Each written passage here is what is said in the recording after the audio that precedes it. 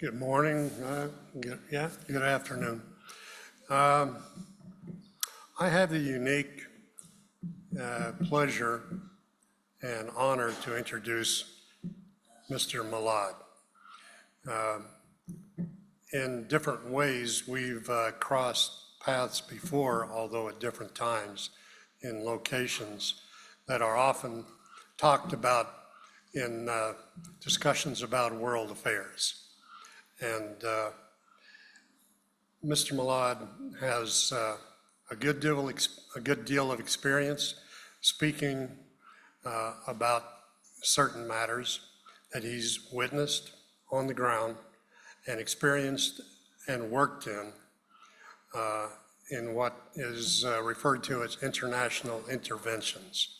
He's also been on the flip side of those interventions as a refugee and forced migrant.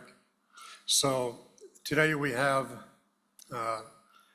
benefit of his unique perspective of an on-the-ground official in that environment. He'll talk about the U.S. involvement in Afghanistan and how those kinds of things go, something about how that happened or how that occurred in Afghanistan. It happens in many places around the world.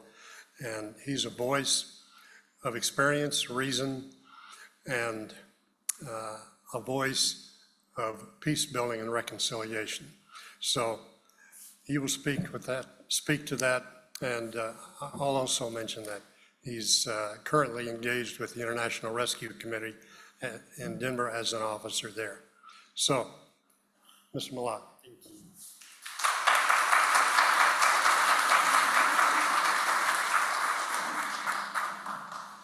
Thank you, Dr. Jim, for my introduction. Thank you, and for having me, everyone, today here. It's a big pleasure for me, actually. It makes me a little bit shy speaking in front of all of you, our seniors, our great people. Yes.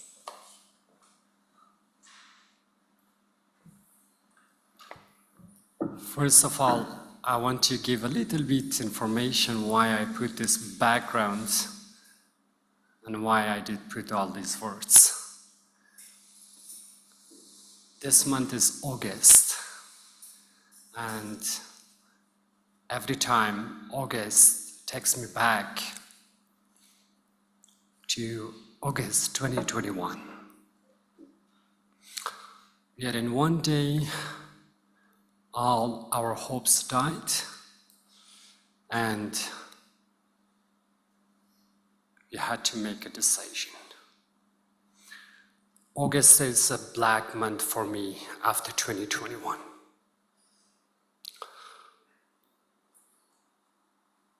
But yet, I didn't let that the past kind of limit my future and my kids and my family's future.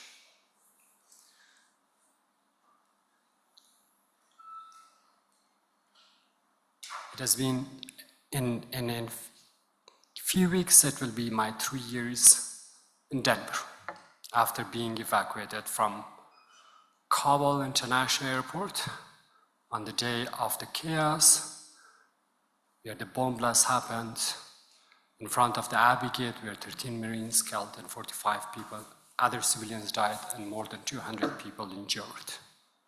That was the day. And August is a black, the same like I have this feeling. Mountain, black, gray. So this is my feeling, kind of like August gives me that feeling.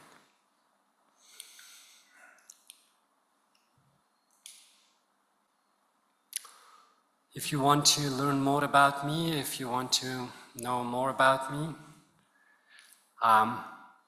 if you're a read person, please scan the QR code on the whiteboard. They wrote all the details about me. But if you're a watch person, watch it on the PBS 12. But if you're if you want to do both, so watch the video YouTube. That's on YouTube as well, and that's on the Westward magazine as well.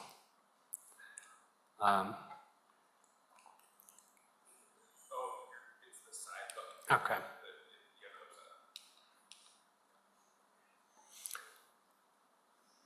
You may all know that the US presence in Afghanistan and the other international community in Afghanistan almost for 20 years.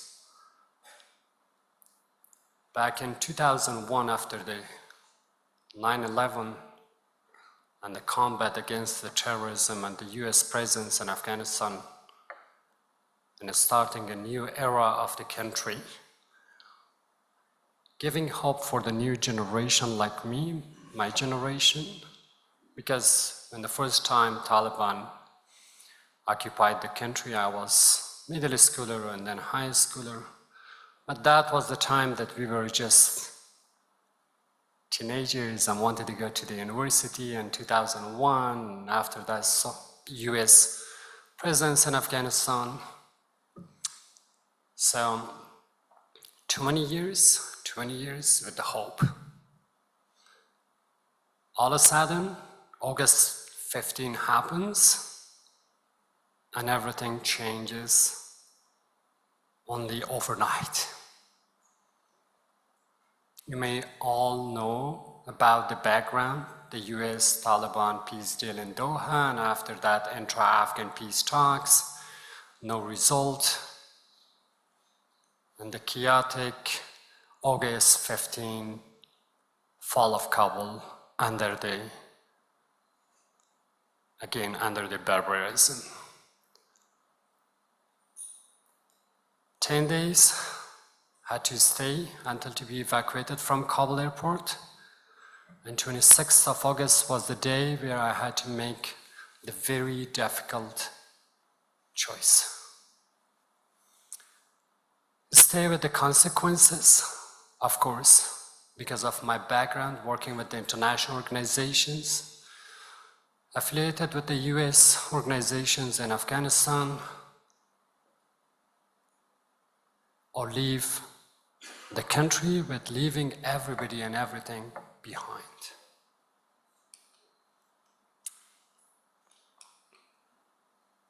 Finally, I made a decision to leave the country.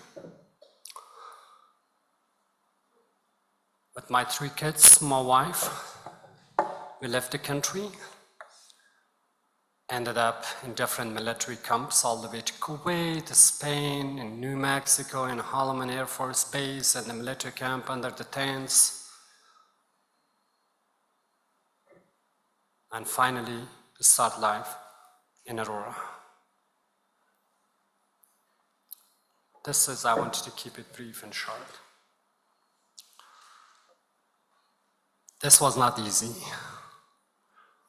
very difficult for me, for my family, and for whoever left behind back home in Afghanistan, especially when it comes leaving behind my sister,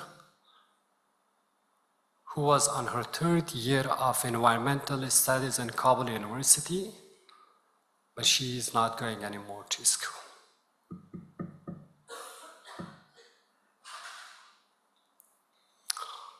Women and girls are banned from education and work, and this is a big unfortunate, and this is a big loss.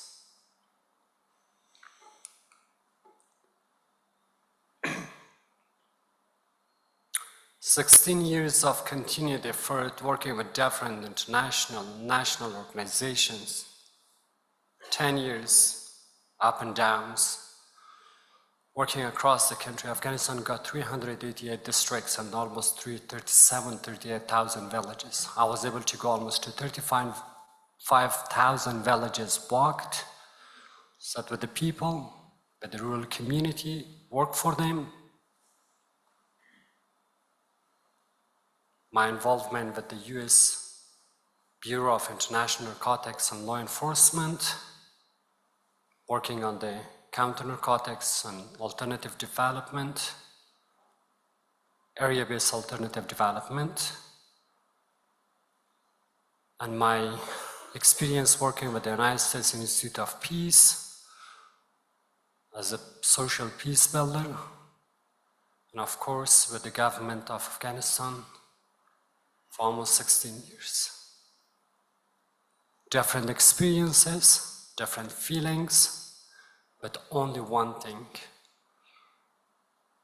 hope for a better future for our new generation, because we were counted ourselves as a bridge between our past generation and the new generation. We were not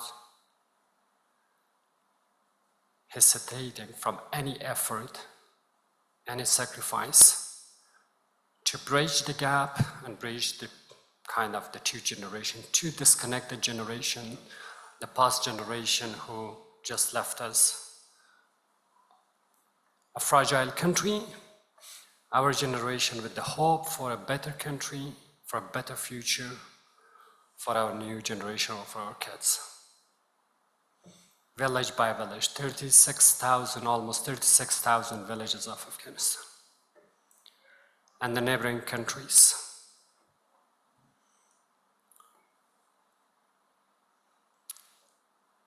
Back in 2019, let me take you a little bit for the peace process. In 2019, when the US peace talks started between the Taliban and the US in Doha,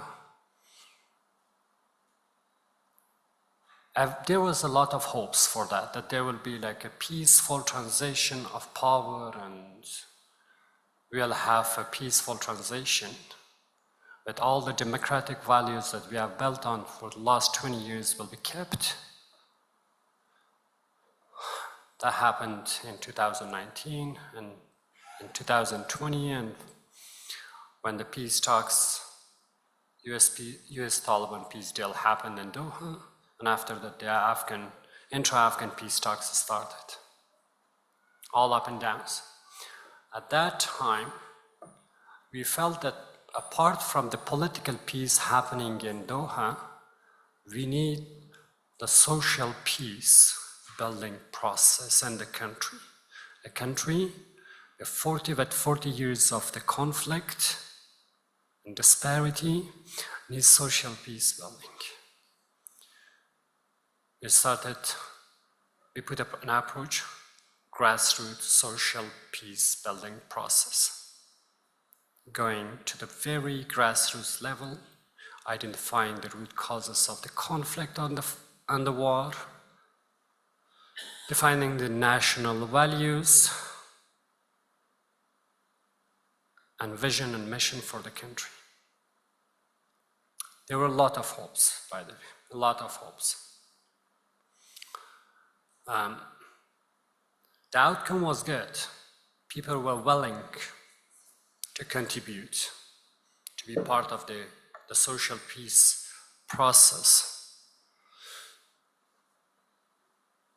But the political peace, with all those factors around the political peace and the behind-the-scene deals between the Taliban and the US, unfortunately, demolished all the efforts and didn't let it go through.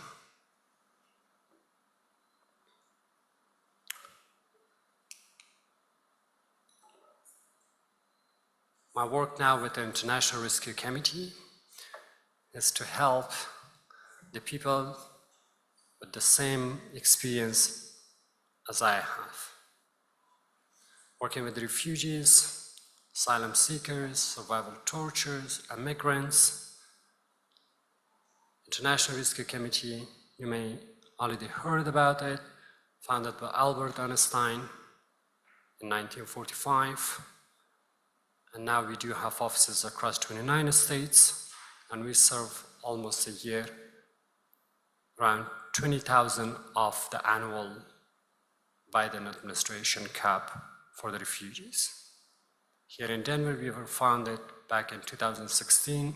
Up to date, we have served almost around 6,000 refugees, immigrants, and asylum seekers with the resettlement and integration process. I'm the senior manager of programs now, doing resettlement. I'm doing economic empowerment, self-sufficiency, and I'm leading teams on the community engagement and advocacy.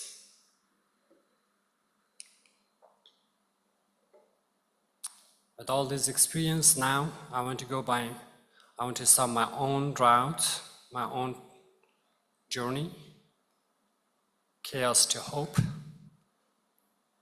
This Chaos to Hope initiative is founded for to commemorate the 13 Marines and 45 civilians lost their lives in Kabul airport back on August 26th. So I founded this, and now I'm starting my journey with this concept to serve all those who in need. I will stop here, and thank you so much again for having me today.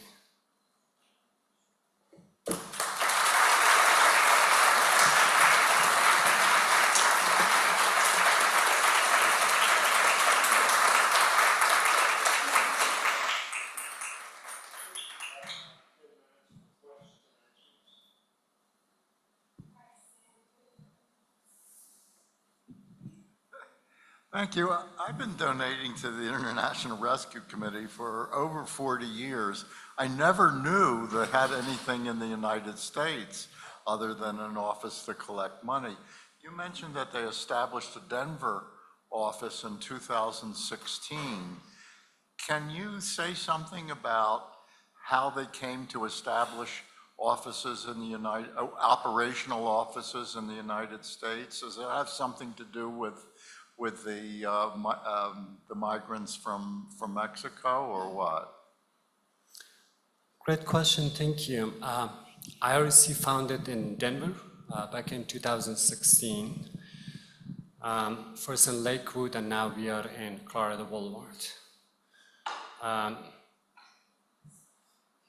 So we initially served the refugees and asylum seekers. There are certain definitions for this, refugees and refugees, of course, through the PRM, Bureau of Population, Refugees and Migrants. Under the certain definition, and we call it Reception and Placement Program, that's a State Department program, and refugees come through the proper route. They are processed outside of the US soil, waiting in refugee camps almost for 10 years, 5 years, 15 years to be processed. With it processed, and finally entered into the United States.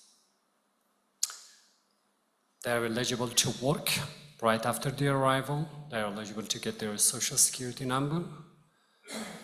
And right after 1 year being here, they will be applying for their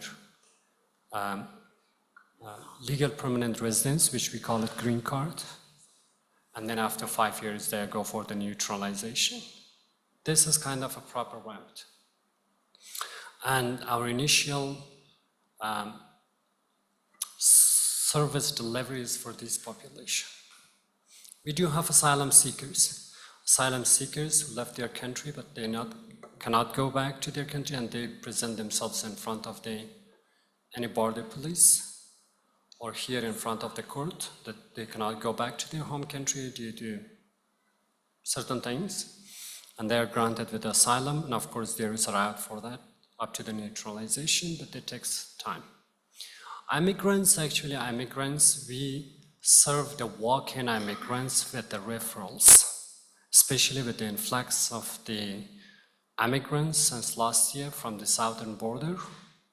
We just do the referrals because there are certain organizations that they serve the immigrants. The very important segment of the work is providing legal services to this population. We do have a legal department, and this legal we do have immigration lawyers, We do have attorneys that they file petitions or they go and represent this population in front of the court to get them kind of legalized or to find a legal pathway for this population in the country. In Denver, yes. Can you share a little bit more about your family and how they have adapted and how things are going for you? Great question. It's actually my very personal thing. When we came here, his high schooler, he went to 11th grade this year. And he was 8th grade, on 8th grade. He was 8th grader. I have another one, he is on the 7th grade this year, and I have one 1st grader. 1st grader, 7th grader, and 11th grader. When we first arrived, and of course my wife, it's very interesting. I lived abroad a lot. I lived in Europe, I lived in Japan because I studied in Japan. I worked in Europe. But still, when we arrived here, it was very challenging to navigate life in the US. And you might find more on the video by the PBS, why I felt that way. Of course, language is always a barrier, a challenge for the newcomers. My kids, they adopted and adjusted themselves. It didn't take so long for them because kids, they adjust quickly. But for my wife, it was very difficult. She was not driving back home, and I had to help her how to drive. She was not working back home. She was not speaking the language. But of course, I feel that all the up and downs and challenges and the difficult days and times, because still I'm doing that, but my wife speaks the language now after 3 years. She's driving by herself, and she's working now in the rural public schools. My kids, I always work with them. I always encourage them. Why we are here, why we are in this country, because my emphasis is always on the education. Education, education, education. Why we are here in the US, why we left our country. There is only one reason behind it: good education for the kids. If you are well educated, I'm always telling this, if you are well educated, you will be a good citizen, and then if you are a good citizen, then you will not be only beneficial for yourself, but also for the rest of the human beings. So my emphasis is always on education. They're doing good. And Infinite Campus, every day I'm checking. Every day I go to this school, because that's the only reason that I'm here. I could maybe one way or another way survive in that country. But education was the biggest reason why we are here, and they should go for the good education. They're doing well, and I'm happy with that. Do we have any more questions?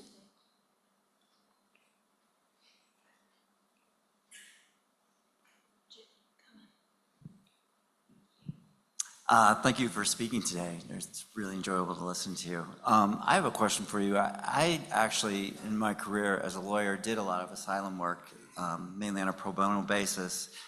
And I can say from that experience that for most people seeking asylum, they're not going to get into the United States. and that really we need a better refugee program here in the United States. Do you have any views on how the United States could be better treat refugees that when it comes to the United States? Great question, thank you. It roots to different factors. Of course, the immigration process is very complex in every country, and when it comes to the US, it's more complex, very complex. I've shared before that people are waiting to be resettled or to be in the safe destinations for almost 15 years, 20 years. They're spending days and nights in the refugee camps. The vetting process actually is very complex, especially when it comes to the US. Immigration policies and processes. It's always important to put more resources. One of the biggest barriers and challenges overseas is the shortage of the resources. Number one. Number two is the mindsets and the narratives. Different administrations, different mindsets, different narratives, and different definitions. Number three, within the country,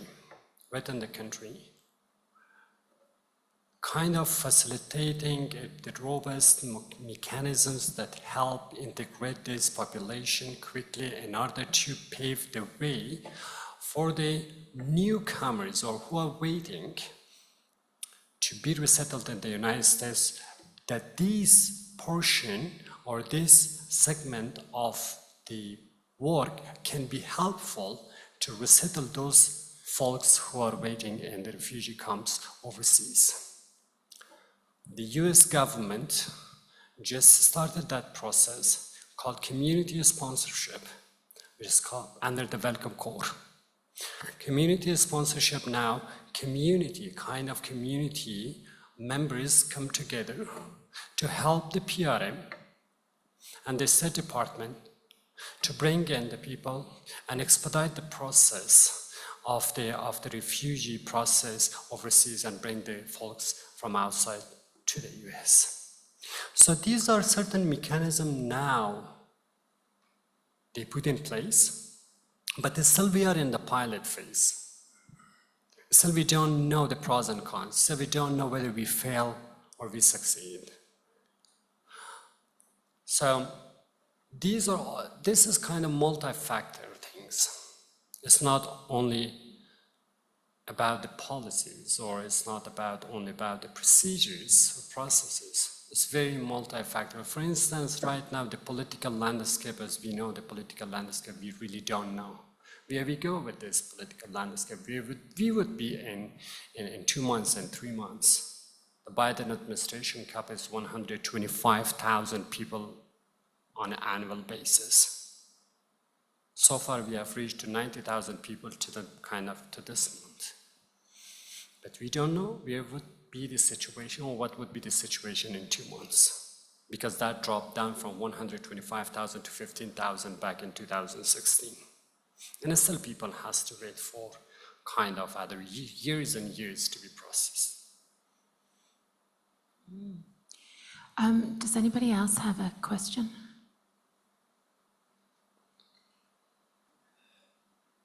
Thanks. I'm just wondering, what's your path to citizenship? Are you planning on becoming an American citizen, or have you already done that? Yes, ultimately, yes. When I came here, we were paroled. Maybe you don't like the term parole, right? But this is what immigration system they use for the people who just enter into the United States as asylum seeker. They just parole for a certain period of time, 3 months or 6 months. But as part of the Operation Allies Welcome program for the Afghans, 76,000 Afghans evacuated to the United States, because almost 130,000 people evacuated from Kabul airport between August 15 and August 31st to different countries, but 75,000 people, they were all paroled. I am, personally myself, I'm an SIV holder. SIV stands for the Special Immigrant Visa for the Afghans and Iraqi populations who worked along the US troops, US forces, or US affiliated organizations in Afghanistan and Iraq. And I'm an SIV holder. Though I was a SIV holder, but they paroled me. And then I had to take kind of the rest of the journey here in the US. It took me almost 1 year until they gave me my LPR or my green card. But of course, ultimately after 4.5 years, I'm eligible to go for the naturalization, and I start application for the become a citizen. My sister, who came here back in 2019, she's a dentist, and she became just a proud US citizen last week. Great. Thank you.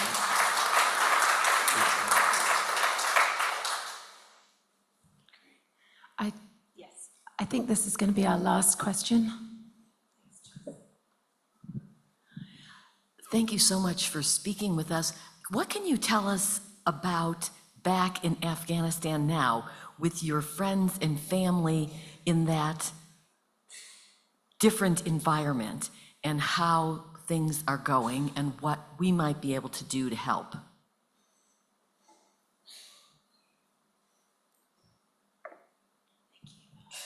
International media, maybe you hear something from the international media. But the reality is the Taliban mentality, or the Talibanism mentality now in place in the country, which doesn't allow a civilized and modern life for that country.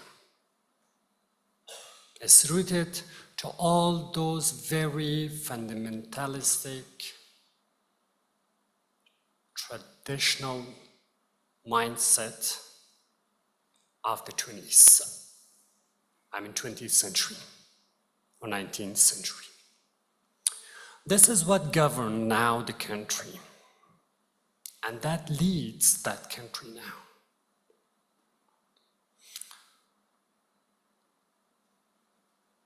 Afghanistan is 51%, 49% males and 51% females. Just imagine if you break down, if you cut the 51% and of course the half of the population to breed, at least, and make it a kind of, not a male-dominated, but kind of a country with no female participation, no women participation. And the very barbarism, brutal government in place. Not government, that's a regime, that's not a government. That's the situation in that country. I gave an example of my sister. She was on her 3rd year of environmental studies school, almost 1 year to graduate from university. She is not going anymore. Like my sister, almost 7 to 10 million of Afghan girls and women are not working and not educating. But still the international platforms, they are about to kind of reconcile with the regime. And there is another story behind that. There are other agendas behind that. But who sacrificed the women and girls of Afghanistan? Totally a generation they are the biggest sacrifice of this change. Unemployment, joblessness, hopelessness, that's the other consequences of this month, back in 2021.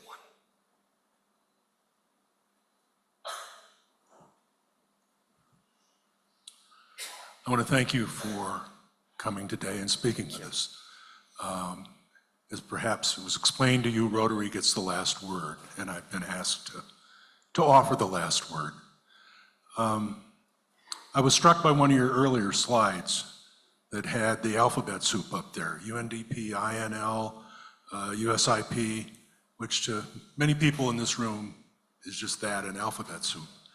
For those of us who have worked with those groups, we know what they mean. And we know that when we work in countries like Afghanistan, that the work is done not by us, it's done by people like you. It's people like you that can make the change in your country or other countries of the world. What happened in August of 2021 is embarrassment to all of us, whether we're conservatives, liberals, progressives, populists. It's an embarrassment to all of us. And for the people of Afghanistan, both those that were forced to leave and those, particularly the women that are still behind, I can only apologize.